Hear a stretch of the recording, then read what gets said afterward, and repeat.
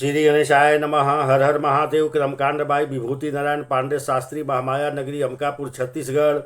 गीता ज्ञान चैनल में आप सबों का हार्दिक स्वागत करता हूं। माताओं, बहनों, प्रिय साथियों, आप लोग कैसे हैं? आशा करता हूं कि आप सब अच्छे से होंगे और अच्छा से होना भी चाहिए। तो आज मैं भगवान श्री गणेश और माता सरस्वती के चरण कमलों का वंदना करता हुआ अपनी कक्षा को प्रारंभ करता हूं। तो प्रिय साथियों, आज हमारी कक्षा का विषय है कुंभ राशि। कुछ तारीख बहुत खास रहेगी।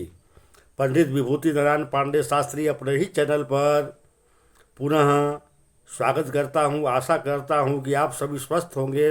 महादेव की कृपा आप सभी पर बनी रहे, भोलेनाथ से मेरी यही प्रार्थना है।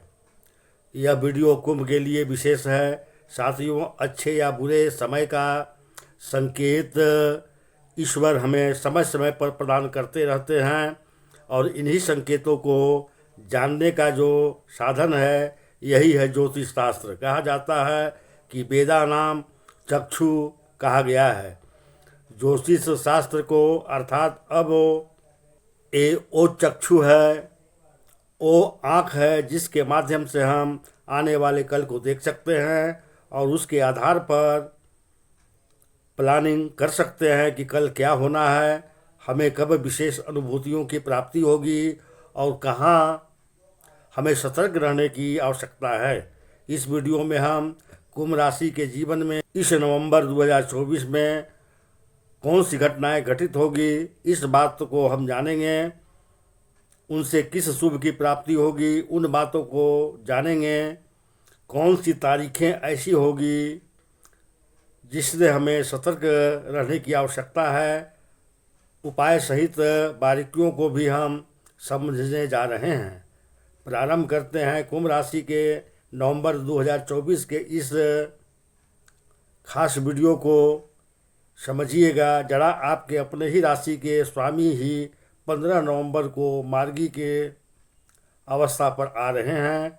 शनिदेव को जितना प्रताड़ित करना था, यानी हमें उस प्रतिबद्धता कार्य के अनुरूप नहीं हुई है, तो अब शनिदेव 15 नवंबर को मार्गी स्थिति पर आ जाएंगे और इनका प्रभाव 29 मार्च 2025 तक प्रभावी रहेगा। इस प्रकार से कार्य क्षेत्र में एक नई प्रगति आपको देखने को मिलेगा। यही नहीं, कोई स्वास्थ्य से जुड़े हुए हमें परेशानियों का कोई सामना करना पड़ रहा है, तो उस अशांतियों से मुक्ति देते हुए शनिदेव समर्थन हमारा साथ प्रदान करेंगे। आप लोग गोचर परिवर्तन होता है ठीक 6 नवंबर को शुक्रदेव कैरियर के भाव पर आज चल रहे हैं। यही प्रवेश कर जाएंगे लाभ के घर पर। लाभ पर शुक्र को जाना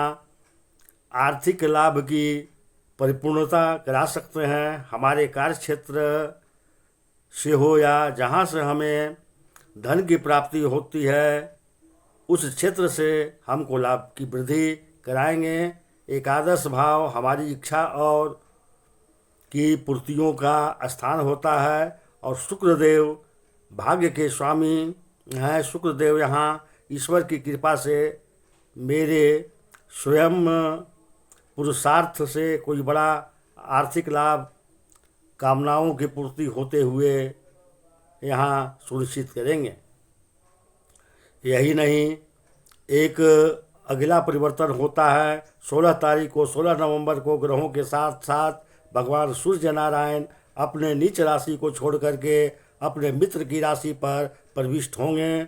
इस समय पर जो सूर्य की स्थिति है वो भाग्य पर और ऊपर से निस अवस्था में है। 16 तारीख के बाद जब यही सूर्य कैरियर भाव पर जाते हैं, बुध और सूर्य का कम्युनिकेशन बनता है।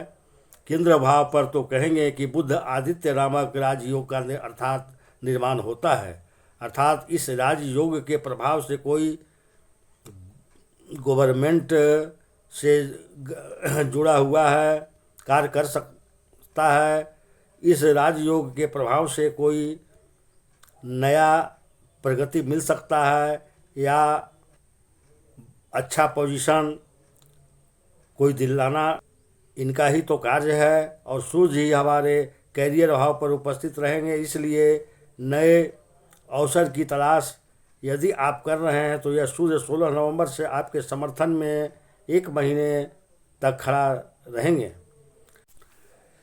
इसके बाद एक नया परिवर्तन होता है। कुंभ राशि के योगकारी ग्रह पंचम भाव के स्वामी बुध वैसे भी इस समय कैरियर भाव पर चल रहे हैं। पंचम भाव के स्वामी का दशम पर होना आपके डिसीजन का परिणाम निकलने वाला है। पहले आप जो डिसीजन ले चुके हैं, पहले डिसीजन को लेकर के अगर मन अशांत है कि पता नहीं क्या होगा, इस समय उसका परिणाम आने का वक्त है।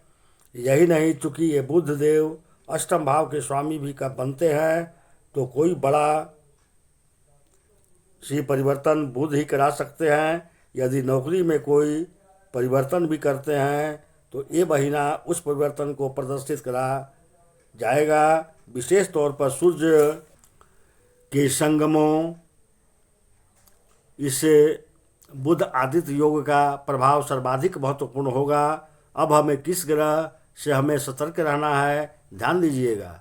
मंगल इस समय नीच के चल रहे हैं और वो भी ठीक छठे भाव पर मंगल को माना जाता है, झगड़ा तनाव माना जाता है और छठे भाव पर है। इस हिसाब से नौकरी, आप जिसके आसपास नौकरी करते हैं, सहकर्मी हैं, उनके साथ विवाद वगैरह की स्थिति बन सकती है।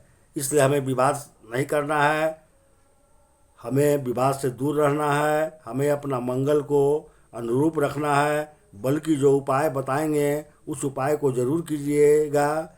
ये मंगल भी आपका परिवर्तन बहुत अधिक लाभ को दिला करके चला जाएगा। अब समझते हैं शुभ तारीखों को, कौन से वो शुभ तारीख होंगे जो कुंभ राशि के लिए अनुकूल साबित होंगे।